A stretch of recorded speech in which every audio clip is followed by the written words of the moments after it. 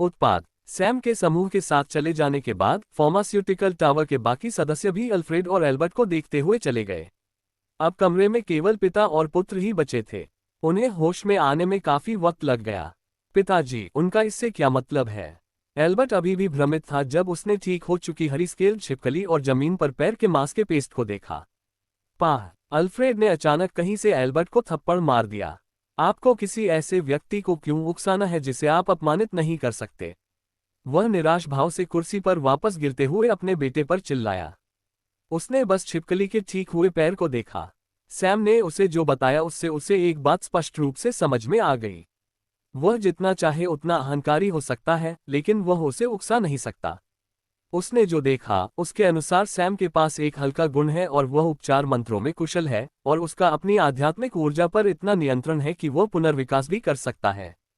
हालांकि green scaled छिपकली पर पुनर्विकास करना आसान है, फिर भी यह उसके कौशल स्तर से कहीं अधिक है।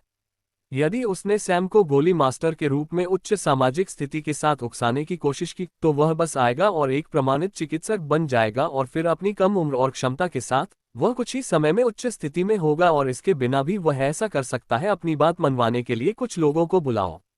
लेकिन एक बात है जिसने उसे भ्रमित कर दिया। यही कारण है कि सैम ने सिर्फ एक ही परीक्षा नहीं दी और उच्च पद प्राप्त किया। सभी मुख्य व्यवसायों में दक्षता के साथ वह इतने सारे विशेषाधिकारों का आनंद ले सकता है। आखिरकार उस प्रकार की प्रतिभा बिल्कुल अनसुनी है का। तीनों दिग्गजों को भी यही संदेह था और फेलिक्स ने उनसे सीधे पूछा, मेरे अपने कारण हैं। ये वो जवाब है जो उन्होंने बिना किसी और वजह के दिया। सैम, क्या तुम हमारे साथ भोजन पर चलना चाहते हो? हेरोल्ड ने पूछा। नहीं धन्यवाद, मेरे पास कुछ चल रहा है। मुझे एवरग्रीन परिवार में जाना है क्योंकि मेरे पास नीलामी के लिए कुछ वस्तुएं हैं। शायद अगली बार। सैम ने विदाई ली और केली की ओर देखा। उन्होंने भी विनम्र भाव से सिर हिलाया और एवरग्रीन परिवार की ओर बढ़े। केली ने उसकी पीठ की ओर देखा जैसे वह कुछ कहना चाहती हो, लेकिन उसने खुद को रोक लिया। आधे घंटे के बाद सैम एवरग्रीन परिवार के घर गया। वह एक कमरे में बैठा है। ऐसा प्रतीत होता है कि एवरग्रीन परिवार का मुखिया मेहमानों का मनोरंजन करता है। उनके साथ दो लोग भी हैं। ये सदाबहार परिवार के मुखिया मार्कस और उनके बेटे फिलिप हैं। तो सैम, वह क्या है जिसे तुम आज नीलाम करना चाहते हो? तुमने तो यहां तक कहा था कि यह बहुत बड़ी रकम है। मार्कस ने शांत भाव वाले सैम की ओर देखते हुए पूछा। मिस्टर मार्कस, क्या आपके पास एवरग्रीन परिवार में 14 लोगों का एक दस्ता है जिनके पास बेहतर समन्वय है, और यह बेहतर होगा यदि उनके दस्ते में आग या बर्फ की कोई विशेषता हो? सैम ने असमंजस से पूछा। अच्छा, उससे पहले मैं तुम्हें कुछ दिखाता हूँ, सैम ने कहा, और वह लबादा निकाला जो उसने आज सुबह बनाया था और पहन लिया। मिस्टर मार्कस, ये कैसा दिखता है? सैम ने मार्कस की ओर देखते हुए मुस्कुराते हुए पूछा, जो बागे के उत्कृष्ट डिजाइन को देख रहा है। वस्त्र काफी अच्छा है और सामग्री की गुणवत्ता भी बढ़िया है। मिस्टर मार्कस, क्या आपके पास लड़ने का कमरा है? सैम ने मुस्कुराते हुए पूछा। जरूर, चलो चलें। हालांकि मार्कस को इस बात पर काफी हैरानी हुई कि सैम ने एक स्पैरिंग रूम क्यों मांगा। उन्होंने उससे कोई सवाल नहीं किया और बस आगे बढ़ गए। जब वे एक प्रशिक्षण कक्ष में गए, सैम ने स्पैरिंग रिंग में प्रवेश किया और ये देखकर फिलिप भी रिंग में प्रवेश कर गया। उसने सैम की ओर देखा और कहा, सैम, आखिरकार मुझे तुम्हारे साथ बहस करने का मौका मिल गया। हालांकि मुझे पता है कि मैं बिल्कुल भी तुम्हारा मुकाबला नहीं कर सकता, फिर भी यह एक कठिन लड़ाई होगी। जैसे ही उसने काम पूरा किया, उसने कुछ हाथ की मुहरें बनाई और उसके हाथों में एक आग का गोला दिखाई दिया। उसने तुरंत उसे सैम की ओर फेंक दिया, लेकिन उनका प्रतिद्वंद्वी केवल फीकी मुस्कान के साथ वहीं खड़ा रहा क्योंकि आग का गोला उनके सीने में लगा। मार्कस और फिलिप आश्चर्यचकित थे, फिर भी डरे हुए थे। उन्हें उम्मीद नहीं थी कि सैम हमले का पूरा खामियाजा उठाएगा। लेकिन जब धुआं साफ हुआ तो उन्हें और भी झटका लगा, क्योंकि कपड़े पर एक भी धागा खराब नहीं हुआ है। सैम वहीं उसी मुस्कुराहट के साथ खड़ा रहा। फिलिप अभी भी अनिच्छुक था और इस बार उसके हाथों में प्रचंड अग्नि प्रकट हुई। इस बार उसने अपने मुंह के बिल्कुल भी नहीं मारे। आग आग की लपटों की नदी बनकर उड़ गई और सैम की ओर आ गई। यह एक मंत्र है जिसे भस्मीकरण कहा जाता है, लेकिन नतीजा नहीं बदला। क्षति न के बराबर है। जब सैम कुछ कहने ही वाला था तो उसे कुछ और ही नजर आया। फिलिप ने अपनी आध्यात्मिक ऊर्जा को केंद्रित किया क्योंकि उसकी भुजाओं पर कुछ धातु की चमक देखी जा सकती थी। उसने तुरंत तलवार निकाली और सैम की ओर बढ़ा। जैसे ही उसने लक्ष्य पर प्रहार किया, एक तेज धार वाली तलवार के साथ एक तेज तलवार निकली। लेकिन परिणाम फिर भी वह नहीं था जो फिलिप चाहता था। उसने सैम को अपने हाथ से तलवार को रोकते हुए देखा क्योंकि आध्यात्मिक ऊर्जा डालने के कारण आस्तीन थोड़ी चमक रही थी। इससे पिता पुत्र के हाव भाव बदल गए। लेकिन सबसे अधिक आश्चर्य सैम को हुआ, क्योंकि जानकारी के अनुसार और जो हर कोई जानता था कि फिलिप स्तर 5 पर एक अग्नि विशेषता अनुचर योद्धा मैज है। लेकिन सैम ने अब जो देखा वह ये था कि फिलिप एक धातु और अग्नि स्तर 7 पर दोहरी विशेषता अनुचर योद्धा मैज है। वह काफी हैरान था उसने जो देखा और अवाक रह गया। फिलिप हर समय अपना कौशल छिपा रहा है, लेकिन उन्होंने इस पर कोई सवाल नहीं उठाया और चुप रहे। फिलिप ने भी अपनी तलवार पीछे खींच ली और सैम की ओर देखा और दोनों ने मौन समझ में सिर हिलाया। फिर सैम मार्कस की ओर मुड़ा और बोला, मिस्टर मार्कस, क्या आप कृपया आकर मेरी सहायता करेंगे? मार्कस इससे स्तब्ध रह गया और पूछने से पहले एक सेकंड के लिए अचंभित होकर देखता रहा।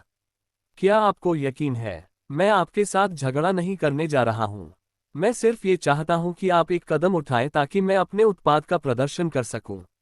सैम ने जो कहा उसे सुनने के बाद मार्कस धीरे धीरे रिंग की ओर बढ़े और वहीं खड़े रहे।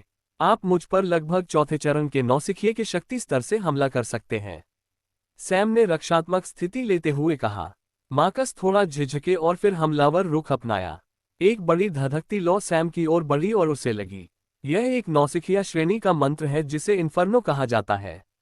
जब सारा धुआं साफ हो गया, फिलिप और मार्कस सदमे से लगभग बेहोश हो गए, क्योंकि सैम अभी भी बिना एक खरोंच के वहीं खड़ा है। लेकिन पूरा लबादा सैम के चारों ओर बनी एक बड़ी ऊर्जा बाधा के रूप में चमक रहा है। जब उन्होंने ये दृश्य देखा तो अंततः उन्हें समझ आया कि सैम का उत्पाद क्या है। यह एक असाधारण उत्पाद है। बस ये लबादा ही मासिक नीलामी में आकर्षण का केंद्र रहेगा। मार्कस ने गहरी सांस ली और पहले बोला, सैम, तुम्हारे पास इनमें से कितने हैं? वह सचमुच यह वस्त्र खरीदना चाहता है। यदि संभव हो तो वह बस हर वस्त्र खरीदना चाहता है। लेकिन पता था ये संभव नहीं है। मिस्टर मार्कस, क्या आप थोड़ा जल्दबाजी नहीं कर रहे हैं? प्रदर्शन अभी खत्म नहीं हुआ है।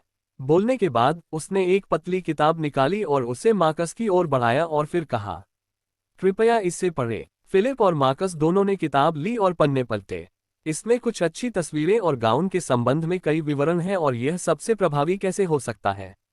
जब उन्होंने किताब पढ़ना समाप्त कर लिया तो फिलिप और मार्कस ने सैम को ऐसे देखा जैसे वे किसी राक्षस को देख रहे हों। सैम, ये 7 लोगों का सेट है। हाँ, तो फिर आपने 14 सदस्यीय दस्ता क्यों मांगा? ठीक है, मेरे पास एक से अधिक सेट हैं। हालांकि उसके पास अक्कलें थीं। पुष्टि सुनने के बाद वह काफी चौंक गया।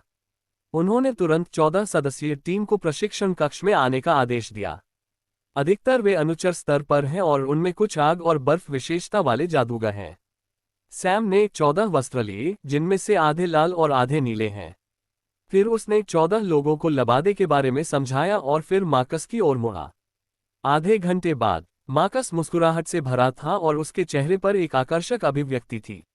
इसके बारे में क्या ख्याल है मिस्टर मार्कस? क्या ऐसा चलेगा? क्या वे नीलामी के योग्य हैं? सैम ने फीकी मुस्कान के साथ पूछा। सैम, तुम्हारे पास कितने सेट हैं? मार्कस ने सीधे पूछा। 4। इस उत्तर ने मार्कस को गहरी सांस लेने पर मजबूर कर दिया। सैम, मैं तुम्हारे साथ एक सौदा करना चाहता हूं। मैं सीधे 2 सेट खरीदूंगा। कीमत बताओ, मार्कस ने पूछा। सैम ने थोड़ा सोचा। उसे वास्तव में मार्कस को ये चीजें बेचने पर कोई आपत्ति नहीं थी क्योंकि एवरग्रीन परिवार के बारे में उसकी कोई बुरी राय नहीं थी। लेकिन ये चीजें उसके पैसे कमाने के अवसर हैं। कुछ देर सोचने के बाद सैम ने अंततः उत्तर दिया, मिस्टर मार्कस, मुझे आपको बेचने में कोई आपत्ति नहीं है। लेकिन कीमत के बारे में, मैं आपको गाउन के 2 सेट नीलाम करने दूंगा और सबसे कम महंगे सेट की कीमत का 60% आपसे लूंगा। लेकिन आपको माफ करना होगा मेरे लिए नीलामी कमीशन। ठीक है। जैसे ही सैम ने कहा, मार्कस सहमत हो गया। कुछ छोटी मोटी बातें करने के बाद फिलिप और सैम बाहर चले गए और मार्कस कुछ तैयारी करने चला गया। फिलिप, क्या आप फ्रेया और हेली को भोजन के लिए आमंत्रित कर सकते हैं? मुझे कुछ बात करनी है, सैम ने फिलिप से पूछा। जरूर, फिलिप ने 2 नौकरों से उन्हें सूचित करने के लिए कहा जबकि वह और सैम सराय की ओर चल रहे थे। दोनों नौकर अकादमी की ओर गए और हेली और फ्रेया को मामले की जानकारी दी। सैम और फिलिप के सराय में कुछ देर इंतजार करने के बाद दोनों युवतियां आईं। उन्होंने नमस्कार किया और चुपचाप बैठ गए। उन्होंने व्यंजन का ऑर्डर दिया और जल्दी से खाना खत्म कर दिया। इस पूरे समय में उन्होंने केवल कुछ छोटी मोटी बातें की और लड़कियों ने बिल्कुल भी बात नहीं की। वे अभी भी सैम के आसपास अजीब महसूस कर रहे हैं। क्या हम मेरी हवेली पर जा सकते हैं? बाहर आते ही सैम ने सुझाव दिया। फिर वे चारों हवेली की ओर चल दिए। हवेली पहुंचने के बाद सैम उन्हें सीधे सिलाई कक्ष में ले गया। जब वे अंदर गए तो कमरे के अंदर का नजारा देखकर वे तीनों अवाक रह गए। यहाँ 2 लकड़ी के पुतले हैं जो एक एक पोशाक प्रदर्शित कर रहे हैं। दोनों ड्रेस का डिजाइन एक जैसा है, फर्क सिर्फ इतना है कि एक ड्रेस लाल रंग की है जिस पर सुनहरे रंग की कढ़ाई है और दूसरी ड्रेस आइस ब्लू रंग की है जिस पर सफेद रंग की कढ़ाई है। पोशाक के 2 घटक होते हैं, टॉप और एक पैंट। शीर्ष पर छोटी आस्तीनें हैं और लाल पोशाक के लिए बाईं और छाती पर एक फीनिक्स सिर की कढ़ाई की गई है और शरीर को इसके साथ कढ़ाई किया गया था और कमर के नीचे की ओर बढ़ाया गया था जहां पूंछ शुरू होती है और जहां से सुनहरे रंग के पंखों की कढ़ाई की जाती है शीर्ष के पीछे की ओर। शीर्ष आगे से छोटा है क्योंकि यह छाती से पेट के निचले हिस्से को थोड़ा अधिक कवर करता है क्योंकि शीर्ष का पिछला भाग काफी लंबा है क्योंकि यह पिंडली से थोड़ा नीचे तक फैला हुआ है। पैंट भी लाल रंग की है जो बिना किसी उत्कृष्ट डिजाइन के सरल है। ब्लू टॉप का डिजाइन भी समान है लेकिन पंख सफेद रंग के हैं और फीनिक्स कढ़ाई दाहिनी छाती से बाईं ओर शुरू होती है। पैंट भी बर्फीले नीले रंग में है। जब दोनों लड़कियों ने ये ड्रेस देखी तो उनके होश उड़ गए। यहां तक कि फिलिप जैसा आदमी भी इस पोशाक को देखकर आश्चर्यचकित है। सबसे महत्वपूर्ण बात यह है कि ये पोशाकें न केवल औपचारिक रूप से बल्कि युद्ध में भी पहनी जा सकती हैं। लेकिन ड्रेस का डिजाइन लड़कियों को उनसे लड़ने में काफी झिझक देगा। हेली और फ्रेया ने एक दूसरे पर नजरें डाली और वे धीरे धीरे पोशाकों की ओर बढ़ीं और उन्हें जांचना शुरू कर दिया। उन्होंने महसूस किया कि कपड़ा, डिजाइन और सब कुछ काफी बढ़िया था और शिल्पकार जहाज काफी उत्कृष्ट है। नमस्कार देवियों, आपको कपड़े लेने से पहले भुगतान करना चाहिए। सैम ने पीछे से उनके कार्यों में बाधा डाली। जब फ्रेया और हेली वापस होश में आई तो वे फिर से अजीब हो गईं। प्रत्येक में 10 स्पिरिट स्टोन। भुगतान करें और अपनी पोशाक ले लें। सैम ने मुस्कुराते हुए अपना हाथ आगे बढ़ाते हुए कहा। सैम के व्यवहार पर हेली और फ्रेया मुस्कुराए बिना नहीं रह सकी। सैम की कीमत कितनी है? वह कितना अमीर है? 10 स्पिरिट स्टोन कोई बात ही नहीं है। उन्होंने एक दूसरे पर नजरें डाली और स्पिरिट स्टोन निकाले और आगे बढ़ गए। सैम, यह उचित नहीं है, मैंने 1 दर्जन पोशाकें मांगी थी। आपने केवल एक ही बनाई। फ्रेया फिर से अपने आप में वापस आ गई थी। चूंकि सैम को अभी भी पोशाकों के लिए उनका अनुरोध याद है, इसका मतलब है कि वह अभी भी उनके परिवारों की हरकतों के बावजूद उनकी दोस्ती को सामान्य रूप से निभा रहा है। क्या तुम इतने बेशर्म नहीं हो सकते? फ्रेया को डांटते समय हेली भी मुस्कुराए। पोशाक में एक आश्चर्य है। यदि आप किसी खतरनाक स्थिति में हैं, तो प्रभाव से ठीक पहले सारी आध्यात्मिक ऊर्जा को पोशाक में निर्देशित करें। सैम ने पीछे से कहा। फ्रेया और हेली को काफी उलझन महसूस हुई और फिलिप को सबसे ज्यादा कड़वाहट महसूस हुई। वह पहले से ही जानता था कि सैम एक सामान्य लबादे के साथ क्या कर सकता है। यदि नीलामी में सैम के कपड़े खरीदने वाले लोगों को पता था कि ऐसे 2 कपड़े 10 स्पिरिट स्टोन में बेचे गए हैं, तो उन्हें आश्चर्य हुआ कि उन्हें कैसा लगा। नीलामी। लड़कियों द्वारा अपनी पोशाकें लेने और हवेली छोड़ने के बाद फिलिप और सैम लिविंग रूम में बैठ गए। सैम, क्या मैं तुमसे कुछ पूछ सकता हूँ? फिलिप ने पूछा तो वह थोड़ी देर के लिए झिझका। सैम ने बस उसकी ओर देखा और बिना उत्तर दिए सिर हिला दिया।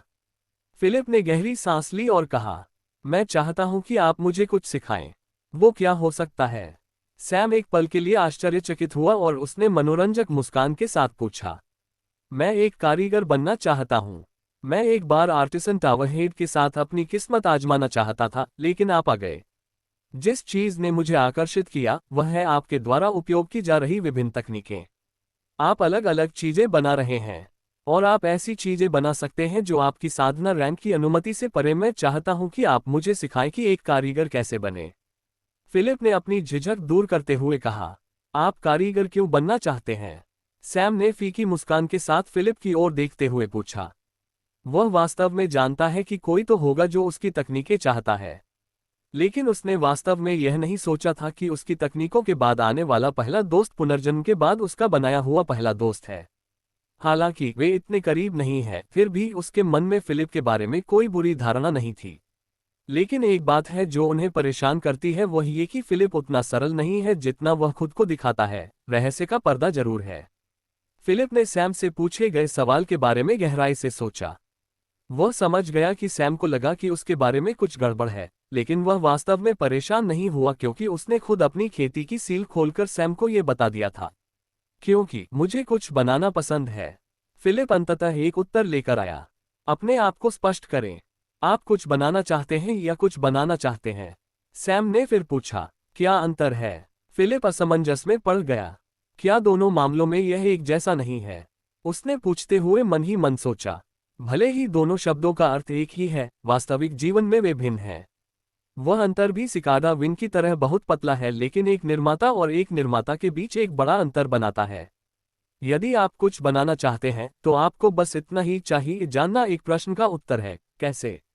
आप जो भी बनाना चाहते हैं उसके लिए सृष्टि अलग है। आपको कैसे के अलावा और भी सवालों के जवाब जानने होंगे। आपको क्यों का जवाब जानना होगा, और क्या भी। इस बिंदु तक बोलते हुए सैम ने फिलिप की ओर देखा जो भ्रमित था और सोच रहा था। यदि मैंने जो पूछा है उस पर आपको स्पष्टता चाहिए तो मुझसे दोबारा मिलें और पूछें। चूंकि मैं तुम्हारा दोस्त हूं, मैं तुम्हें सिखाऊंगा, लेकिन भुगतान करने के लिए निश्चित कीमत होगी। फिर वह फिलिप को चीजों पर सोचने के लिए अकेला छोड़कर अपने कमरे की ओर चला गया। रात में सदाबहार मंडप, मेहमानों के आने से जगह लोगों से भर गई है। आखिरकार मासिक नीलामी होने वाली है। सैम और उसके दोस्त पहले से ही निजी कमरे के अंदर हैं। वे पहले बैठे थे क्योंकि वे नीलामी घर में आने वाले मेहमानों को देख रहे थे। एवरग्रीन परिवार के परिचारक सभी का अभिवादन कर रहे हैं और उन्हें सीटों तक ले जा रहे हैं। जल्द ही नीलामी घर भर गया है और केवल निजी कमरे भरना बाकी है। सभी दर्शक नीलामी शुरू होने का इंतजार कर रहे हैं। जल्द ही भीड़ में हंगामा मच गया क्योंकि उन्होंने देखा कि नीलामी घर में कौन आ रहा है। क्रिम्सन फ्लेम परिवार के मुखिया का मुखिया देखा जा सकता है। वे विश्वास से परे सदमे में थे। हालांकि मासिक नीलामी एक भव्य आयोजन है और अन्य कुलीन परिवारों को भी एवरग्रीन परिवार को कुछ चेहरा दिखाना होता है, लेकिन परिवारों के मुखिया कभी भी मासिक नीलामी में नहीं आते थे, केवल वे वार्षिक नीलामी में आते थे। लेकिन अब क्रिम्सन फ्लेम परिवार के मुखिया इस बार नीलामी में आए हैं और सभी को लगा कि इस बार नीलामी में कुछ खास है। क्रिम्सन फ्लेम परिवार के मुखिया का एवरग्रीन परिवार के मुखिया ने स्वागत किया और फिर अपने परिवार के लिए आरक्षित निजी कमरे में चले गए। उसने निजी कमरे की ओर देखा। सैम पहले से ही बैठा था और आश्वस्त महसूस कर रहा था कि कमरा भरा हुआ है। जल्द ही जब दर्शक सदमे की स्थिति से बाहर आने वाले थे तो अन्य परिवारों के लोग आ गए, और स्थिति वैसी ही है जैसे क्रिम्सन फ्लेम परिवार और उनके मुखिया भी आ गए। यहां तक कि सिटी लॉर्ड और टावर प्रमुख भी नीलामी में पहुंचे। दर्शकों को पूर्ण विश्वास हो गया कि आज की नीलामी में अवश्य कोई विशेष वस्तु है। हालांकि उनके विचार सही हैं, वे नहीं जानते कि सभी बड़े लोगों के पास इसके अलग अलग कारण हैं। क्रिम्सन फ्लेम परिवार का मुखिया अतीत के लिए इसे बनाने के लिए आया था। दूसरी ओर परिवार के बाकी मुखियाओं और नगरस्वामी ने सोचा कि क्रिम्सन फ्लेम परिवार के मुखिया ने नीलामी में कुछ मूल्यवान चीज सूंघ ली है, इसलिए उन्हें व्यक्तिगत रूप से नीलामी में आना होगा। इसलिए वे खजाने को खोना नहीं चाहते थे और यहां आ गए। जहां तक टावर प्रमुखों की बात है, वे केवल इसलिए आए क्योंकि वे देखना चाहते थे कि सैम ने नीलामी में क्या रखा था। जल्द ही नीलामी शुरू हो गई। फिलिप की खूबसूरत बड़ी बहन आज भी नीलामी करता है। वह उत्साहपूर्वक एक एक करके सभी वस्तुओं की नीलामी करने लगी। समापन आ गया। अब नीलामी समापन पर आ गई है। इस बार मैं उत्पाद की व्याख्या या वर्णन नहीं करूंगा, आप स्वयं प्रदर्शन देख सकते हैं, ईवा ने आकर्षक मुस्कान के साथ कहा और मंच छोड़कर चली गई। क्रिम्सन फ्लेम परिवार के मुखिया को भी पता था कि समय आ गया है। हालांकि शुरू में उसे नहीं पता था कि सैम कौन सी वस्तु बेचने जा रहा है। उसने कुछ प्रयास किए और आखिरकार जवाब मिल गया। आइटम अंतिम है। वह तुरंत सावधान हो गया। हालांकि वह किसी भी वस्तु पर बोली लगाने के लिए तैयार था, फिर भी वह ये देखना चाहता था कि सैम को नीलामी में किस तरह की वस्तु बेचनी है और वह भी समापन के योग्य है। हर कोई तुरंत गंभीर हो गया और मंच को देखने लगा। तभी एक अनुचर जादूगर लाल वस्त्र पहने हुए मंच पर आया। ये बिल्कुल वही वस्त्र है जो सैम ने आज दोपहर को पहना था। उत्पाद का प्रदर्शन करते हुए फिर एक अन्य अनुचर और एक नौसिखिया ने मंच पर प्रवेश किया और प्रदर्शन उसी तरह से आगे बढ़ा जैसे सैम ने दोपहर में किया था। मेहमान पहले से ही इस पोशाक से आश्चर्यचकित हैं। हालांकि कवच काम करेंगे। अगर प्रतिद्वंद्वी वास्तव में बहुत शक्तिशाली है तो वह निश्चित रूप से एक बड़ा नुकसान पहुंचाएगा।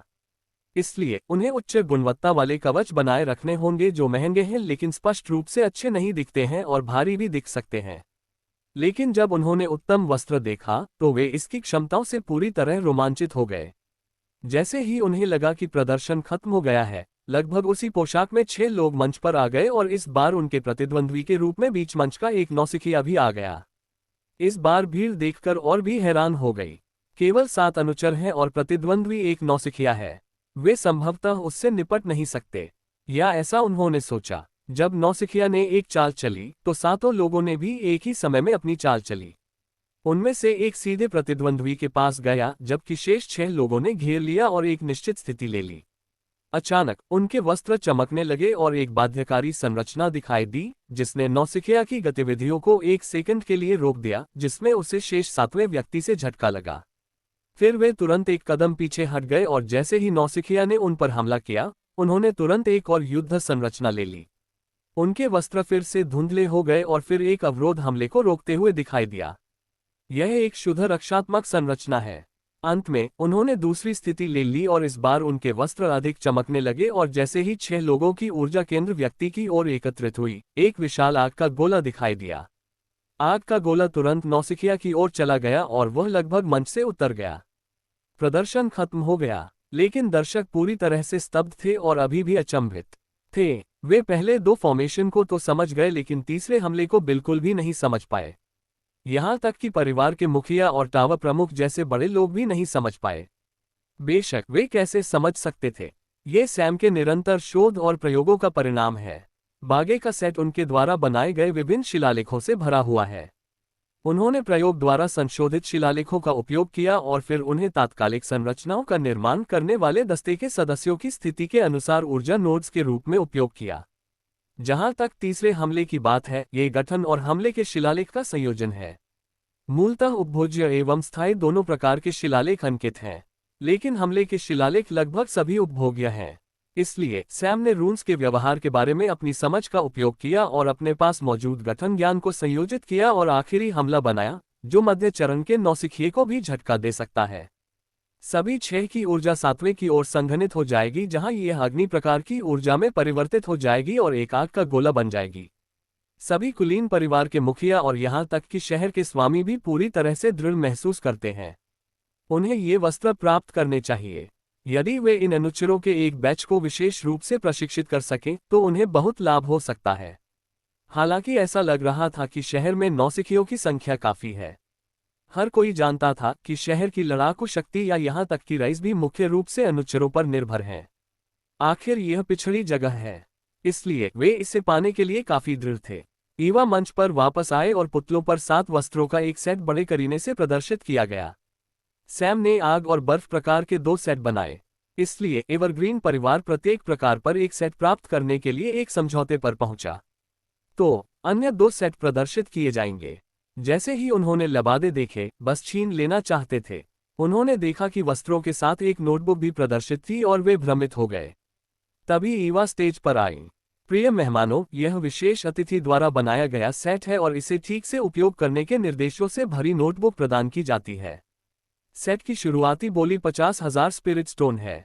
न्यूनतम वृद्धि 5,000 स्पिरिट स्टोन की होगी। उद्धरण चिन्ह। उनके खत्म होते ही दर्शक उत्तेजित हो गए और फिर बोली लगाने लगे। 50,000, 55,000, 65,000, 70,000, 85,000। कुछ अमीर व्यापारियों ने बोली लगाना शुरू कर दिया। भले ही वे इतने अमीर नहीं हैं, अगर वे कुछ पैसे निकाल सकें तो वे इसे किसी ऊंचे शहर में बेच सकते हैं और इससे कुछ लाभ कमा सकते हैं और इस तरह वे अपनी किस्मत आजमा रहे हैं। 1,20,000। अचानक एक आवाज ने सबको चुप करा दिया। नगर स्वामी ने अपनी कीमत लगाई और व्यापारियों को होश आ गया। कुलीन परिवारों को अभी भी बोली लगानी पड़ती है। जल्द ही उन्होंने बोली लगाना शुरू कर दिया। 1,25,000, 1,35,000, 1,40,000। सभी कुलीन परिवारों में प्रतिस्पर्धा शुरू हो गई, लेकिन अभी भी कोई है जो चुप है। वह क्रिम्सन फ्लेम परिवार का मुखिया है। इसका मतलब यह नहीं कि वह हार मान रहा है, लेकिन वह और भी अधिक दृढ़ है क्योंकि वह जानता था कि विक्रेता कौन है और वह विशेष रूप से उसी के लिए आया है। वह तो बस समय का इंतजार कर रहा है। 2 लाख। अंततः बोली इसी तक पहुंची और यह अभी भी शहर का स्वामी है। सब चुप हो गए। वे इससे अधिक भुगतान नहीं करना चाहते थे। ईवा ने चारों ओर देखा और जैसे ही वह घोषणा करने वाली थी, एक और बोली आई। 2,50,000। ये क्रिम्सन फ्लेम परिवार का मुखिया है। उसने बोली 50,000 तक बढ़ा दी, जिससे सिटी लॉर्ड भी दांत पीसकर चुप रह गया। उन्हें उम्मीद नहीं थी कि अभी भी प्रतिस्पर्धा है। 25 लाख, एक बार, दो बार और बेचा। ईवा ने खरीदारी की पुष्टि की और बहुत से लोग बेहद निराश हुए। केवल दो लोग हैं जो मुस्कुरा रहे थे। वे सैम और क्रिम्सन फ्लेम परिवार के मुखिया थे, एक पैसों के लिए और दूसरा गिले शिकवे दूर करने के लिए। जैसे नीलामी घर खामोश और उदास था, नीले रंग के वस्त्रों का एक और सेट आया जिससे अन्य सभी कुलीन परिवारों में आशा की किरण दिखाई देने लगी।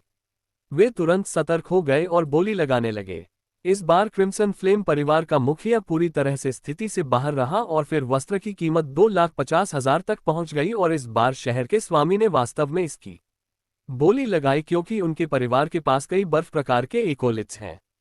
शेष कुलीन परिवारों को गुस्सा आ गया और उन्होंने बागे के सेट के निर्माता को पकड़ने के लिए कड़ी मेहनत की। लेकिन एवरग्रीन पवेलियन ने उन्हें जवाब दिया। उन्होंने तुरंत विचारों को खारिज कर दिया। वे स्पष्ट रूप से समझ गए कि क्रिम्सन फ्लेम परिवार का मुखिया क्यों आया और उसने सिटी लॉर्ड के खिलाफ जाकर भी इतनी बोली क्यों लगाई। वह केवल उत्पाद के पीछे नहीं है, वह गिले शिकवे भी दूर कर रहे हैं।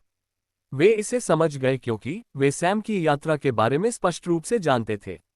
उन्होंने तुरंत सभी बिंदुओं को जोड़ दिया और किसी समझौते पर पहुंचने के लिए स्वयं यात्रा का भुगतान न करने पर खेद व्यक्त किया। लेकिन बहुत देर हो चुकी थी। सैम अपने निजी कमरे में कान से कान तक मुस्कुरा रहा था। फिलिप ने बगल से कहा, सैम, तुम बहुत अमीर हो। जिन कुलीन परिवारों को तुमने बेचा है वे बर्बाद हो गए हैं और अब तुम्हारा पैसा एक कुलीन परिवार की आधी बचत के बराबर हो सकता है। हमें तुमसे कुछ लाभ निचोड़ लेना चाहिए। हाँ, मैंने सुना है कि आपने लड़कियों को उपहार दिए हैं। ये कैसे उचित है? आप इतने पक्षपाती नहीं हो सकते। आप भी कुछ उपहार क्यों नहीं देते? मार्विन ने बगल से कहा, इसमें हमारे पहनावे को शामिल मत करो। मार्विन, क्या तुम्हें कोई शर्म है? तुम इसमें तुच्छ भी हो सकते हो। अगर तुमने मेरी पोशाक को उत्तोलन के रूप में इस्तेमाल करने की कोशिश की तो मैं तुम्हें मारूंगा। इसके अलावा हमने इसके लिए भुगतान किया है। फ्रेया तुरंत अपना आपा खो बैठी। इस बार हिली ने भी उसे नहीं रोका। फ्रेया, आप इतने बेशर्म कैसे हो सकते हैं? आप इसे भुगतान भी कह सकते हैं। क्या आपने पहले डेमो देखा था? साधारण वस्त्र इतने दुर्जय हो सकते हैं? यदि सैम द्वारा बनाए गए हों, और मैंने फिलिप से सुना है कि ये पोशाकें उससे 10 गुना अधिक उत्तम होती हैं वस्त्र और सैम के चरित्र से उसने और भी अधिक भयानक चालें बनाई होंगी, फिर भी आप बेशर्मी से कह सकते हैं कि आपने केवल 10 स्पिरिट स्टोन देकर इसका भुगतान किया होगा। क्या आप वास्तव में एक कुलीन परिवार से हैं? मार्विन ने तुरंत जवाबी हमला किया। ठीक है, बेहतर होगा कि आप लोग चुप रहें।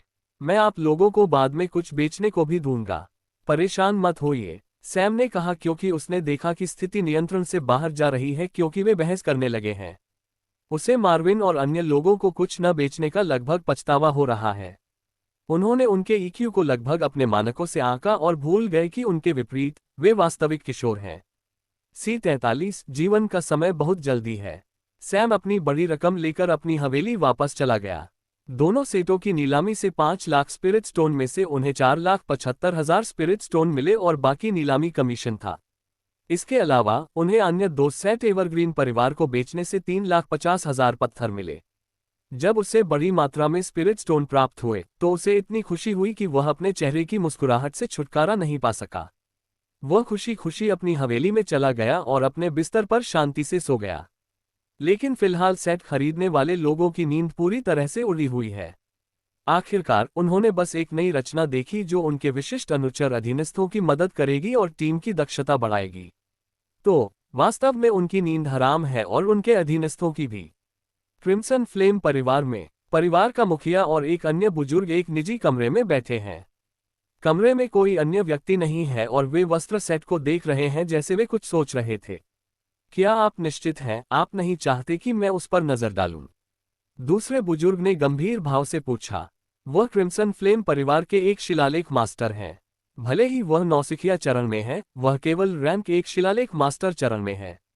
क्योंकि इंस्क्रिप्शन मास्टर बनना इतना आसान नहीं है, पद को आगे बढ़ाना तो दूर की बात है। क्योंकि एक शिलालेख मास्टर या कोई अन्य पेशेवर बनने के लिए आवश्यक ऊर्जा स्तर और नियंत्रण इतना कम नहीं है।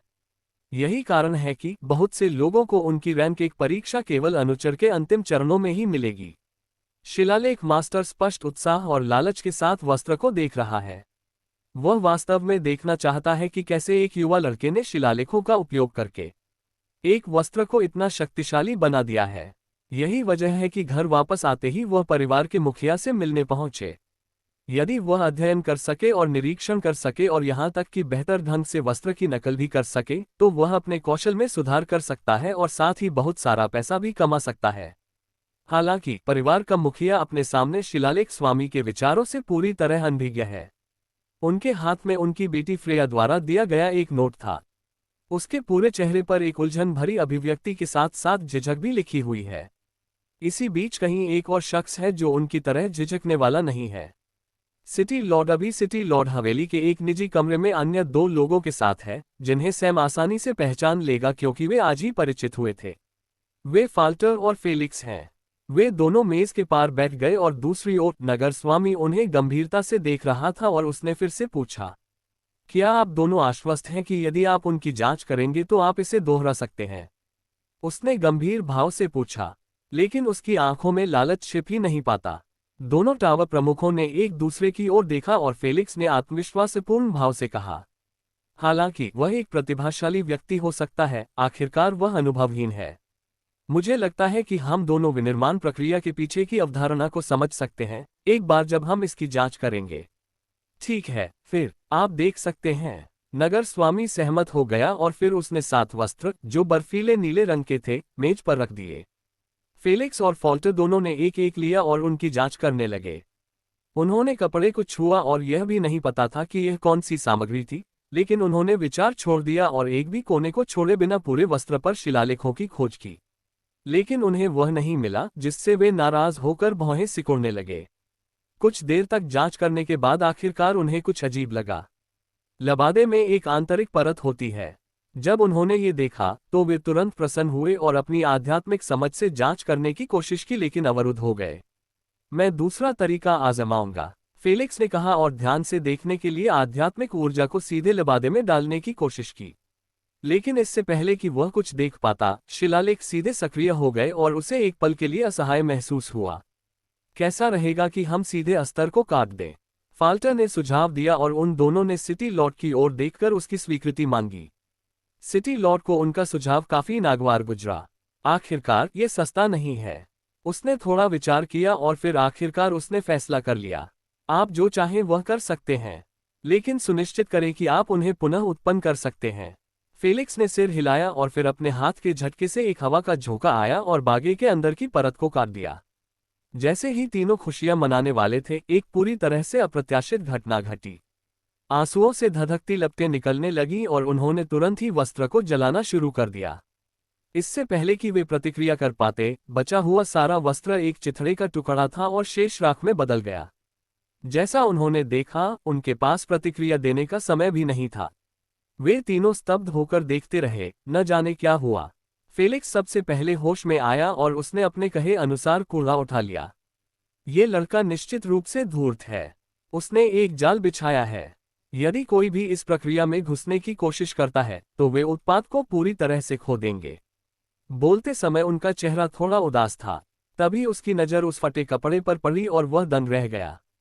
इस समय तक शहर का स्वामी फेलिक्स के हाथों में कपड़े को देखते हुए वापस कुर्सी पर बैठ गया और जब उसने शाप देने के लिए अपनी निगाहें फेलिक्स की ओर निर्देशित की, तो वह फेलिक्स की अभिव्यक्ति से भ्रमित हो गया। जल्द ही फेलिक्स के चेहरे के भाव शर्म और गुस्से और अंत में गुस्से में बदल गए। वह बस अपना सिर फोड़ना चाहता था, लेकिन उसे निकलने का कोई रास्ता नहीं मिला। फॉल्टर ने उसका चेहरा देखा और काफी हैरान भी हुआ। उसने चिथड़ा उठाकर देखा तो उसे भी गुस्से में खून की उल्टी करने का मन हुआ। अपने महंगे लबादे को नष्ट करने के बाद भी क्रोधित हो रहे बड़े शॉट्स को देखते हुए सिटी लॉर्ड ने बस उससे कपड़ा छीन लिया। फाल्टर के हाथ ने उस पर पत्र की एक स्ट्रिंग देखी। आप अपनी तुच्छ क्षमताओं से मेरी रचनाओं की नकल करना चाहते हैं।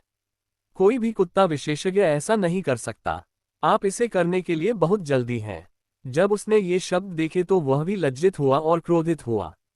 वह आखिरकार एक शहर का स्वामी है और भले ही दूसरे पक्ष को नहीं पता था कि वह उसे डांट रहा था, शब्दों को पढ़कर उसे अभी भी ऐसा महसूस हुआ कि वह अपमानित हो गया है। वह बस सैम की हवेली में जाकर उसे पीटना चाहता था, लेकिन दूसरे पक्ष की स्थिति को याद करते ही वह तुरंत सभी विचारों से दूर हो गए और कुर्सी पर ही बैठे रहे।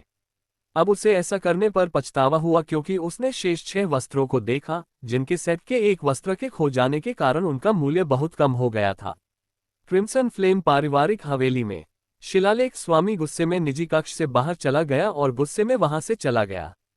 कमरे के अंदर परिवार का मुखिया अभी भी उसी स्थान पर बैठा है और उसने नोट को देखा जिसमें शब्द थे, यदि आप कोई नुकसान नहीं उठाना चाहते हैं तो बेहतर होगा कि आप लबादे के साथ खिलवाड़ न करें, अन्यथा आपको पछताना पड़ेगा। सैम, ये वह नोट है जो फ्रेया ने उसे दिया था। उसने मेज पर रखे 7 वस्त्रों को देखा और बुदबुदाते हुए आह भरी। मुझे आशा है मैंने सही निर्णय लिया है। सैम अगले दिन जल्दी उठ गया। उन्होंने अकादमी का दौरा किया और प्राचार्य से मुलाकात की।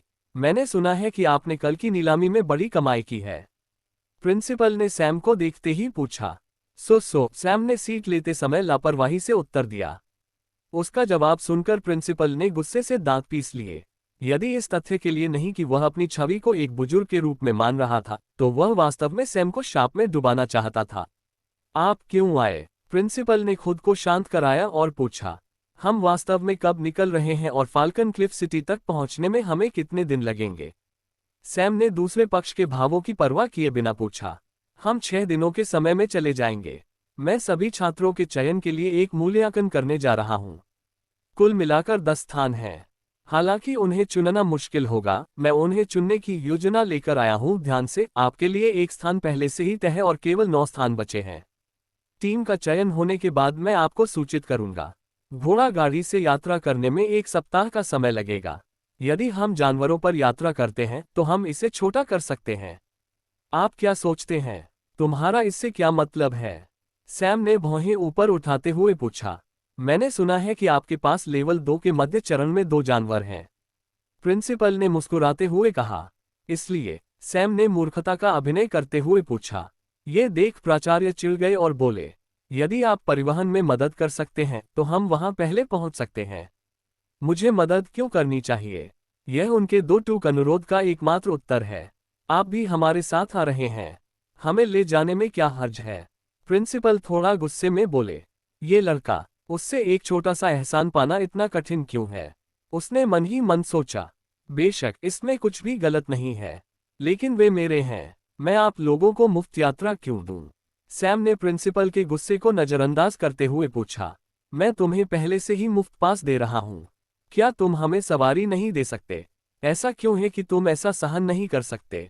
यदि तुम हमें सवारी नहीं दोगे तो मैं तुम्हें आसानी से नहीं जाने दूंगा। तुम बहुत अमीर हो और फिर भी मुझे सैर के लिए ले जाना चाहते हो। प्रिंसिपल खड़े हुए और बोलते हुए सैम पर उंगली उठाए। ठीक है, मैं तुम्हें इस एक बार के लिए मेरा फायदा उठाने दूंगा। सैम ने मान लिया। वह खड़ा हो गया और जैसे ही वह दरवाजे की ओर बढ़ रहा था, उसने प्रिंसिपल को बोलते हुए सुना, यदि आप चाहें तो आप अपने साथ 1 या 2 अनुयायियों को ला सकते हैं। ये हमें सवारी देने के लिए है और मैं आपको एक विशेषाधिकार प्रदान कर रहा हूं। सैम ने चुपचाप स्वीकार किया और अपनी हवेली वापस चला गया। नदी के किनारे वह तेंदुओं के साथ बैठ गया जो किसी हिरण जैसे जानवर को खा रहे थे और अपने पिछले जीवन के बारे में गहराई से सोच रहे थे। स्टेला के अलावा उन्हें मुख्य रूप से 3 चीजें याद आईं, उनकी कलाई घड़ी, उनकी मोटर बाइक और उनकी बांसुरी। फिर उसने उन पंजों के बारे में सोचा जिनसे वह लड़ता था। सबसे पहले उन्होंने अपने लिए एक सेट बनाने के लिए गोल्डन ब्लड बाघ के पंजे का उपयोग करने के बारे में सोचा, लेकिन उन्हें उल्कापिंड की रेत और वह भी कई तरह की मिलने की खबर मिली, इसलिए उन्होंने खुद को रोक लिया। आखिरकार सामग्री जितनी बेहतर होगी और संभावनाएं भी उतनी ही बेहतर होंगी। जब उसने बिना किसी कलाई घड़ी के नंगे बाएं हाथ को देखा तो उसने आह भरी। फिलहाल मैं इन चीजों को निम्न श्रेणी की सामग्री से नहीं बनाना चाहता। मैं उल्कापिंड की रेत पर हाथ डालने का इंतजार भी कर सकता हूं। इस बीच मैं इंजन और उसकी समस्या को हल करने का बेहतर तरीका ढूंढता हूं। ईंधन। नदी की ओर देखते हुए वह बुदबुदाया। भले ही वह भाप का इंजन आसानी से बना सकता है, लेकिन वास्तव में उसे इंजन बनाने में कोई दिलचस्पी नहीं है। आखिरकार भले ही भाप इंजन पृथ्वी पर प्रौद्योगिकी के महत्वपूर्ण मोड़ों में से एक है, सैम के लिए अभी वे पैसा बनाने वालों के अलावा और कुछ नहीं है जिनकी उसके पास बहुत कमी नहीं थी। वह बस कुछ ऐसा बनाना चाहता है जिसका उसके अन्य उपयोग हो। वह गहरे सोच में पड़ गया और अंततः एक निष्कर्ष पर पहुंचा। आइए पहले हम कुछ ईंधन बनाने के तरीके के बारे में सोचें। फिर मैं उसके अनुसार एक इंजन बना सकता हूं। वैसे भी मुझे जितनी जल्दी हो सके एक बाइक लेने की जरूरत है। मुझे वास्तव में सवारी की भावना की याद आती है। वह खड़े होकर बोलता रहा और आलस्य से अपने शरीर को फैलाता रहा। C44 मूल्यांकन समाप्त। अगले दिन स्टारवुड अकादमी के प्रिंसिपल बेहद अच्छे मूड में हैं क्योंकि उन्हें लगा कि उन्हें पैसे के लालची लड़के सैम पर काबू पा लिया गया है। यही कारण है कि सुबह से ही वह मुस्कुराहट से भरे हुए हैं और अपने कर्तव्यों का पालन कर रहे हैं। लेकिन यह मुस्कान तब टिक नहीं पाए जब वह अपने कार्यालय में दो लोगों से मिले जो उनका इंतजार कर रहे थे। उसने अपनी भौहें सिकोड़ ली क्योंकि उसने उन्हें एक कारीगर और उसके सहायक के रूप में पहचाना जो शहर में एक व्यवसाय चलाता है।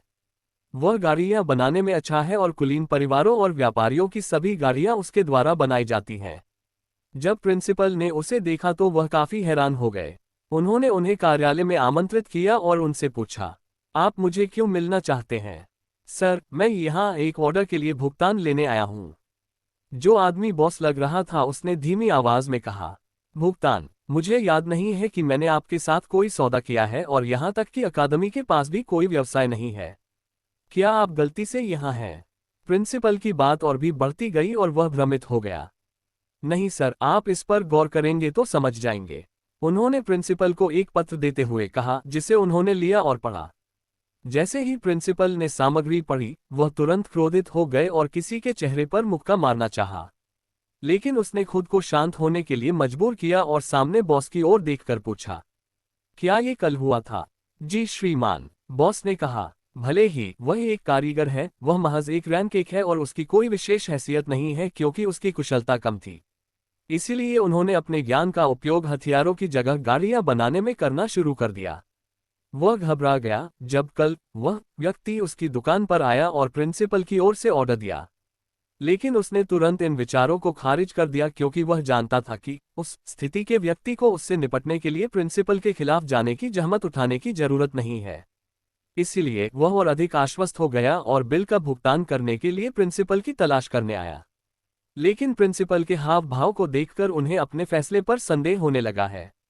प्रिंसिपल ने अचानक एक आह भरी और पत्र से नजरें हटाकर पूछा, बिल कितना हुआ? 5000 स्पिरिट पत्थर। उस व्यक्ति ने प्रिंसिपल के हाव भाव को देखते हुए धीरे से कहा और जैसा कि अपेक्षित था, उसने देखा कि प्रिंसिपल के हाव भाव गहरे और बदसूरत हो गए हैं और उसने तुरंत खुद को समझाया। सर, उन्होंने हमें एक विशेष ऑर्डर और डिजाइन स्वयं दिया जिसमें उपयोग की जाने वाली सामग्री भी शामिल थी। यदि आप चाहें तो आप इसे देख सकते हैं। बॉस ने एक विशाल स्क्रॉल पार किया। प्रिंसिपल ने उत्कृष्ट रेखाचित्रों और विभिन्न घटकों के डिजाइनों को देखा और प्रभावित हो गए, लेकिन जब उन्होंने आवश्यक सामग्रियों की सूची देखी तो उन्होंने गुस्से में लगभग खून की उल्टी कर दी। उसने अपना गुस्सा रोका और बॉस को स्क्रॉल वापस कर दिया और भुगतान भी पूरा कर दिया। बॉस खुशी खुशी अकादमी से चले गए। ये सुनिश्चित करने के बाद कि आसपास कोई नहीं है, प्रिंसिपल ने तुरंत गुस्से में दहाड़ते हुए पत्र फाड़ दिया। सामम, पत्र की विषय वस्तु को देखकर वह बहुत क्रोधित हो गए। शब्द ऐसे लिखे गए हैं, माननीय प्रधानाचार्य, कल जब हमने यात्रा व्यवस्था पर चर्चा की तो आपने केवल मेरे जानवरों के बारे में उल्लेख किया और गाड़ी के बारे में उल्लेख करना भूल गए।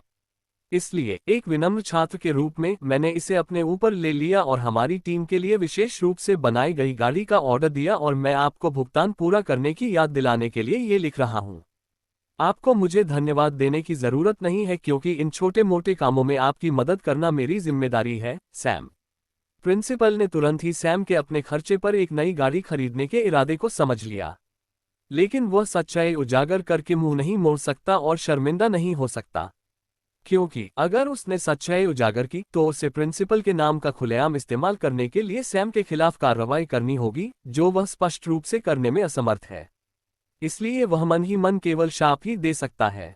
जब उसे लगा कि उसने उस लड़के का फायदा उठाया है तो उसने उससे 5000 स्पिरिट स्टोन और गंवा दिए।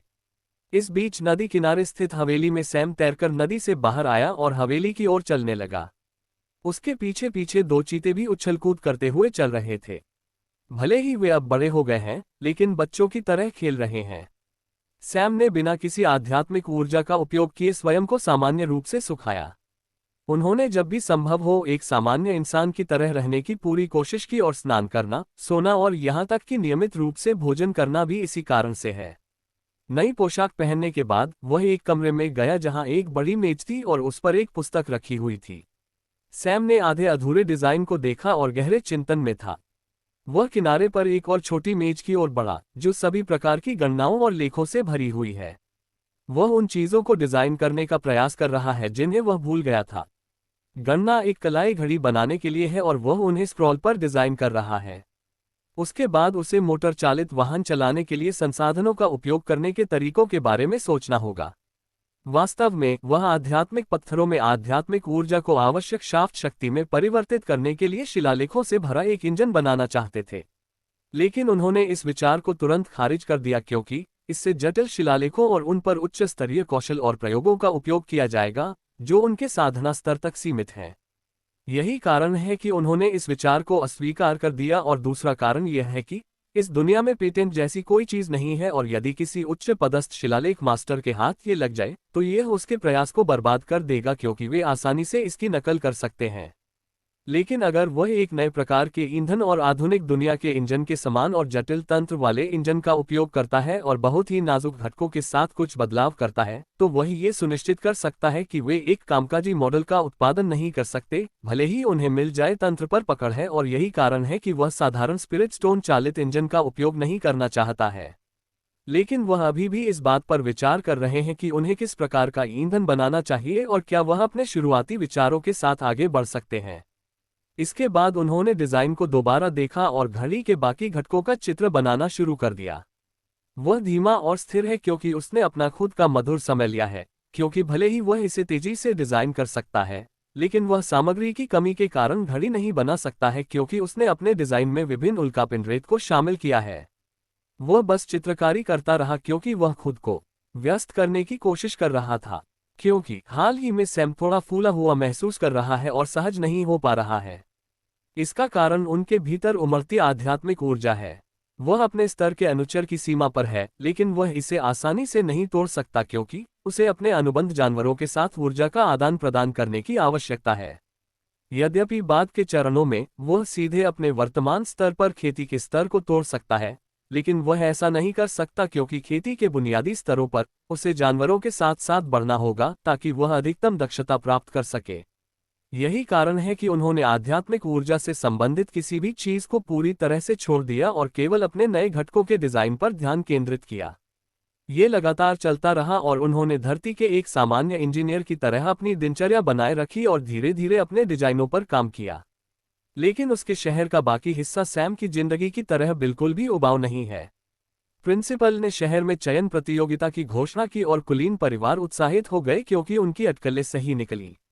वे सभी आशा से भरे हुए हैं कि उनकी प्रतिभाओं का चयन किया जाएगा, क्योंकि चयन का मानदंड खेती के स्तर के बजाय क्षमता है और वे अपने बच्चों को बेहतर प्रदर्शन करने के लिए योजना बना रहे हैं। सभी कुलीन परिवार लगातार 3 दिनों तक चलने वाली मूल्यांकन परीक्षा में शामिल हुए। सभी छात्र टीम में शामिल होने के लिए अपना सर्वश्रेष्ठ प्रयास करने के लिए उत्साहित थे। जब उन्होंने सुना कि उनके पास केवल 9 स्थान हैं तो उन्हें थोड़ी निराशा हुई और आधे से अधिक छात्र प्रतियोगिता से बाहर हो गए। लेकिन उनमें से कुछ को अजीब लगा क्योंकि उन्हें लगा कि 9 सदस्यों का चयन थोड़ा अजीब है। सभी मूल्यांकन परीक्षण मैदान के अंदर हुए थे और इस बार का मूल्यांकन छात्रों के खिलाफ लड़ाई नहीं है, बल्कि विभिन्न पहलुओं में उनकी क्षमता का आकलन करने के लिए कई रास्ते हैं। लेकिन सैम इस बात से बेखबर था क्योंकि वह कागज के स्क्रॉल के ढेर के बीच में था और अपना काम करता रहा। जल्द ही मूल्यांकन समाप्त हो गया है और फाल्कन क्लिफ सिटी के लिए अपनी यात्रा शुरू करने से पहले केवल 2 दिन बचे हैं और अंततः सैम को प्रतियोगिता में जाने से पहले टीम के बाकी साथियों से मिलने के लिए प्रिंसिपल से एक संदेश मिला। सैम को ब्लेजिंग अर्थ बुल्स को वापस लेने के लिए एवरग्रीन परिवार से मिलने की भी जरूरत है, इसलिए उसने पहले अकादमी की यात्रा की। जब वह अकादमी पहुंचे तो एक वरिष्ठ छात्र ने उनका स्वागत किया और फिर उन्हें एक कमरे में ले गए जहां पहले से ही 10 लोग उनका इंतजार कर रहे थे। जब वह कमरे में दाखिल हुआ तो उसने देखा कि प्रिंसिपल उसके सामने बैठे 9 लोगों को संबोधित कर रहे थे और उसे थोड़ा आश्चर्य हुआ क्योंकि उसने वहां कुछ परिचित चेहरे देखे। फिलिप, फ्रेया, हेली, केली, जैक अन्य 4 लोगों के साथ बैठे हैं। वह बाकी लोगों को नहीं पहचानता था, लेकिन सबसे बड़ा आश्चर्य वह नहीं बल्कि कमरे में मौजूद अन्य लोग हैं। पहले तो उन सभी को अजीब लगा जब उन्होंने देखा कि ताकतवर नवसिखुआ सैम ने मूल्यांकन में भाग नहीं लिया और अब जब उन्होंने उसे यहां देखा तो वे चौंक गए। तो वह पहले से ही टीम में है। उन सभी ने 9 सदस्यों के अजीब चयन के बारे में सोचा और समझा, क्योंकि 10वां सदस्य पहले से ही तय है। उन आश्चर्यचकित निगाहों के बीच कुछ तिरस्कार भरी निगाहें भी हैं। सैम अपनी स्तब्धता से बाहर आया और प्रिंसिपल की ओर चल दिया। नमस्ते महोदय, उसने उदासीन चेहरे से उसका स्वागत किया। बाकी लोग भी अपनी स्तब्धता से बाहर आए और सैम की ओर देखने लगे। हेलो सैम, अपनी सीट पर बैठो, उसने सीट की ओर इशारा करते हुए कहा। सैम ने सिर हिलाया और किसी का अभिवादन किए बिना बैठ गया। उसने प्रिंसिपल की ओर देखने से पहले बस अपने दोस्तों पर एक नज़र डाली। अब जब सभी प्रतिभागी यहां आ गए हैं तो मैं कुछ शब्द कहूंगा। हम परसों फाल्कन क्लिफ सिटी जाएंगे। आप में से 10 लोग आयोजित होने वाले टूर्नामेंट में स्टारवुड शहर का प्रतिनिधित्व करने जा रहे हैं। काउंट द्वारा स्वयं काउंट के अधिकार क्षेत्र के तहत अन्य शहरों की टीमें भी इसमें भाग लेंगी और फाल्कन क्लिफ शहर के लोग भी इसमें भाग लेंगे। मैं आपको यह नहीं बता सकता कि पुरस्कार क्या है, लेकिन परीक्षण विभिन्न पहलुओं पर होंगे और विजेताओं को कल्पना से परे मान्यता और पुरस्कार मिलेंगे। मुझे उम्मीद है कि आप लोग अच्छी तैयारी करेंगे और हमारे शहर और अकादमी का प्रतिनिधित्व करने के लिए कड़ी मेहनत करेंगे। प्रिंसिपल ने 10 प्रतिभागियों की ओर देखते हुए कहा। सर, टूर्नामेंट कितने दिनों तक आयोजित किया जाएगा? फिलिप ने हाथ उठाते हुए पूछा। मुझे पूरा यकीन नहीं है, लेकिन हमारे वहां पहुंचने के बाद आपको पता चल जाएगा। मैं और सिटी लॉर्ड आप सभी के साथ जा रहे हैं। ईसेन, आप टीम के प्रभारी बनने जा रहे हैं, प्रिंसिपल ने एक व्यक्ति की ओर देखते हुए कहा और वह व्यक्ति खड़ा हो गया। वह वही है जिसने सैम को तिरस्कार की दृष्टि से देखा था। सैम ने अपनी छाती पर 3 तारे देखे। वह प्रारंभिक अवस्था में नौसिखिया प्रतीत होता है। सर, क्या आपका मतलब यह है कि मैं टीम का लीडर हूं? आइसेन ने सीधे प्रिंसिपल की ओर देखते हुए पूछा। बाद वाले ने सिर हिलाया। मुझे टीम को लेकर आपत्ति है, उसने अहंकार भरे स्वर में कहा। प्रिंसिपल ने आइसेन की ओर देखते हुए अपनी भौहें ऊपर उठाईं। वो क्या हो सकता है?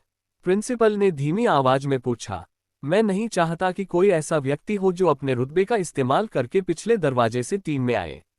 ये टीम के सदस्यों के साथ बिल्कुल भी न्याय नहीं होगा, आइसेन ने कहा और अन्य सदस्यों के भावों में बदलाव पर ध्यान दिए बिना सीधे प्रिंसिपल की आंखों में देखा।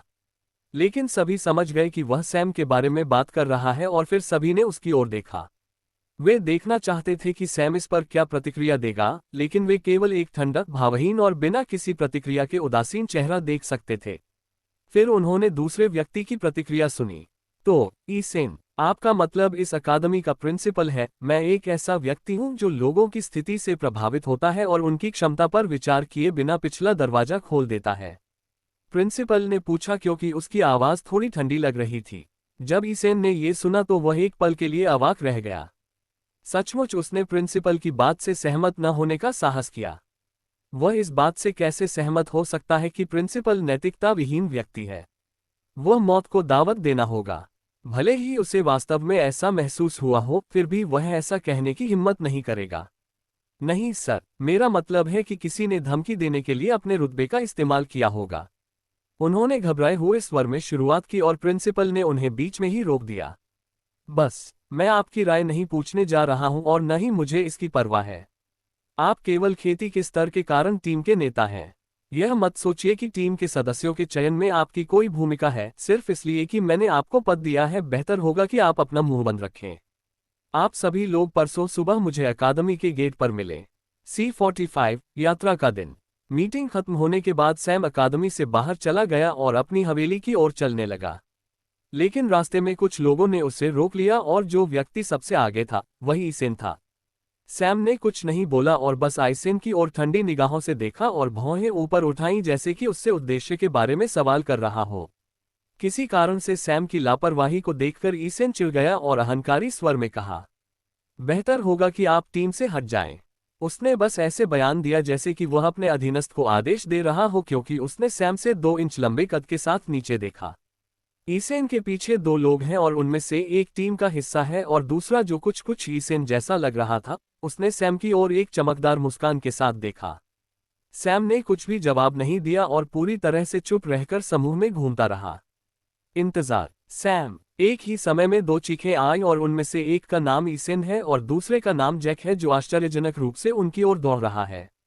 जब सैम ने जैक की ओर देखा और ईसेन की परवाह भी नहीं की, तो वह क्रोधित हो गया, क्योंकि उन्हें लगा कि उनके अहंकार को ठेस पहुंची है। वह मूल्यांकन के लिए चैंपियन और अकादमी में वरिष्ठ हैं और सबसे बड़ी बात यह है कि उनका साधना स्तर ऊंचा है। तो एक जूनियर और बिना किसी परीक्षण वाला वास्तव में उसकी आंखों में कांटा है। चलो हवेली में बात करते हैं, सैम ने जैक से कहा तो जैक ने सिर हिलाया और दोनों चलने लगे। उन दोनों की ओर से घोर उपेक्षा देखकर ईसन ने गुस्से में अपने दांत पीस लिए। सैम, क्या तुम्हें लगता है कि तुम एक बड़े आदमी हो? मैं एक शिलालेख मास्टर और एक फॉर्मेशन मास्टर भी हूं और मेरे पिता फॉर्मेशन टावर के प्रमुख हैं। भले ही आपके पास मुझसे अधिक उपाधियां हैं, फिर भी इसका क्या? मैंने सुना है कि आपके पास कोई शिक्षक भी नहीं है और आप स्वशिक्षित हैं। आपको क्या लगता है कि आप कितनी दूर तक जा सकते हैं? बेहतर होगा कि आप अहंकारी होना बंद कर दें और मेरे सामने आप कुछ भी नहीं हैं। उन्होंने नौसिखिया मंच की अपनी आभा जारी करते हुए कहा। सैम ने उसकी बातों की जरा भी परवाह नहीं की और बस चलता रहा, लेकिन जैक अपनी जगह पर रुक गया और शत्रुता से भरी ठंडी नजर से ईसन की ओर देखा। इसलिए उन्हें भी रुकना पड़ा और पीछे मुड़कर जैक को कंधे पर थपथपाया। मेरे पास मेरे रास्ते में आने वाली हर गंदगी को सूंघने का समय नहीं है। हम बस इधर उधर घूम सकते हैं और इसे अनदेखा कर सकते हैं, उसने कहा और जैक को अपने साथ खींच लिया जैसे ही वह चलने लगा। ईसन और उसके पीछे के दो लोगों के चेहरे पर तुरंत भद्दे भाव आ गए और ईसन के लिए ये सबसे बुरा था क्योंकि उसने देखा कि लोग उसे अजीब तरीके से देख रहे थे। वह उड़ने ही वाला था, लेकिन तभी उसे याद आया कि वह अकादमी के पास है और शहर का दिल है। इसलिए उसने खुद को शांत होने के लिए मजबूर किया और वहां से जाने से पहले सैम को पीछे हटते हुए घृणास्पद दृष्टि से देखा। कुछ समय के बाद सैम की हवेली में सैम और जैक दोनों लिविंग रूम में एक दूसरे के सामने बैठे थे। सैम के चेहरे पर वैसी ही उदासीनता है, लेकिन ठंडक थोड़ी कम हो गई। ऐसा लग रहा था जैसे जैक किसी बात को लेकर झिझक रहा हो। आप बोलेंगे या नहीं? सैम ने जैक की ओर देखते हुए पूछा। मुझे मदद की जरूरत है, जैक ने धीरे से कहा, उसके चेहरे पर अनिच्छा का भाव। सैम कुछ नहीं बोला और केवल प्रश्नवाचक दृष्टि से मौन रहा। उसे देखते हुए जैक ने बस एक गहरी सांस ली और जारी रखा। मुझे पता है कि आपको एहसान करना पसंद नहीं है, लेकिन मेरे पास कोई अन्य विकल्प नहीं है। क्या आपके पास शॉन को हमारे साथ फाल्कन क्लिफ सिटी ले जाने का कोई तरीका है? वह परीक्षा में उत्तीर्ण नहीं हुआ, आप उसे क्यों लाना चाहते थे? सैम ने पूछा। इसका ईसन से कुछ लेना देना है। परीक्षा के अंतिम दौर से पहले वह और उसके दो सहयोगी स्थान पाने के लिए मुझ पर और शॉन पर कूद पड़े, लेकिन उनकी योजना आंशिक रूप से विफल रही और मैं इसे सुरक्षित बनाने में सक्षम था। लेकिन शॉन था, वह भाग्यशाली था क्योंकि उसने पहला हमला पूरी ताकत से किया, वह अंतिम दौर में भी भाग नहीं ले पाया। जैक ने समझाया। तो ईसन मुझे पीछे हटने के लिए कह रहा है क्योंकि वह एक और स्थान चाहता है और उसे लगता है कि मैं एक आसान लक्ष्य हूं क्योंकि मेरी कोई पृष्ठभूमि नहीं है। सैम ने मन ही मन बुदबुदाया। फिर उन्होंने जैक से बात की। अगर मैं सैम को भी हमारे साथ यात्रा में शामिल कर लूं, तो इससे क्या मदद मिलेगी? वो टीम में शामिल नहीं हो सकता, ठीक है? सैम ने जवाब में पूछा। दुर्घटनाएं होती हैं, जैक ने ठंडे स्वर में उत्तर दिया। जरूर, बस उसे अपने साथ ले आओ।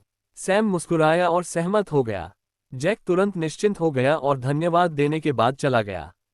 सैम बस कमरों में चला गया और शहर छोड़ने की तैयारी करने लगा। उन्होंने अपने सभी डिजाइन स्क्रॉल, अपने सिलाई उपकरण और कुछ छोटे फोजिंग उपकरण एकत्र किए। उन्होंने फिलिप से हवेली के लिए एक खरीदार की तलाश करने को कहा और उन्हें आश्चर्य हुआ जब उन्होंने नीलामी में हवेली खरीदी। उससे आधी कीमत पर एवरग्रीन परिवार ने खुद हवेली खरीद ली। अभी उनके पास नीलामी से अर्जित कुल 8,25,000 स्पिरिट पत्थर हैं और उनके यानवू और पैंथर्स के उपभोग के बाद भी उनके पास 2,000 अग्नि तत्व स्पिरिट पत्थर बचे हैं। हवेली बेचने से मिले 15,000 स्पिरिट स्टोन और प्रिंसिपल के साथ सौदे से मिले 1,00,000 स्पिरिट स्टोन के साथ उनकी कुल शुद्ध संपत्ति लगभग 8,50,000 स्पिरिट स्टोन है, जिससे उन्हें थोड़ा संतुष्टि महसूस हुई। खुद कमाए हुए पैसों से संतुष्ट रहने की यह आदत उनके पिछले जन्म से है। हालांकि सैम अपनी बुद्धिमत्ता और क्षमताओं के लिए सबसे अधिक प्रसिद्ध है। दूसरी विशेषता जो ज्यादातर लोग उसके बारे में जानते थे वह है उसकी फिजूल खर्ची। उन्हें पैसा खर्च करना और पैसा कमाना पसंद था। उनकी बहुत सारी भौतिक जरूरतें थीं और लापरवाह खर्च ने दूसरी पीढ़ी के सभी उत्तराधिकारियों को ईर्ष्या से जलने पर मजबूर कर दिया।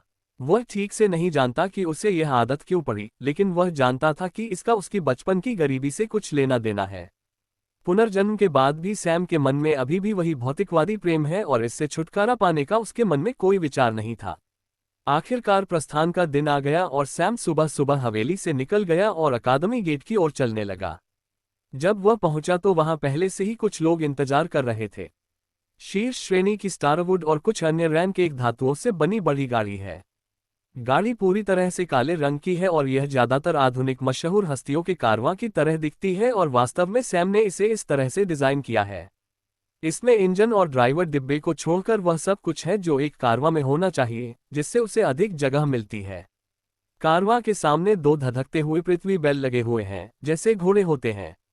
सैम ने इंतजार कर रहे लोगों को नजरअंदाज किया और दोनों बैलों की ओर चला गया और उनके सिरों को थपथपाया, जिसके लिए उन्होंने विनम्र तरीके से अपने सिरों को उसकी हथेली पर रगड़ा। बाकी लोग जो दिलचस्पी से बड़ी गाड़ी की सराहना कर रहे थे, उन्होंने जब ये दृश्य देखा तो दंग रह गए।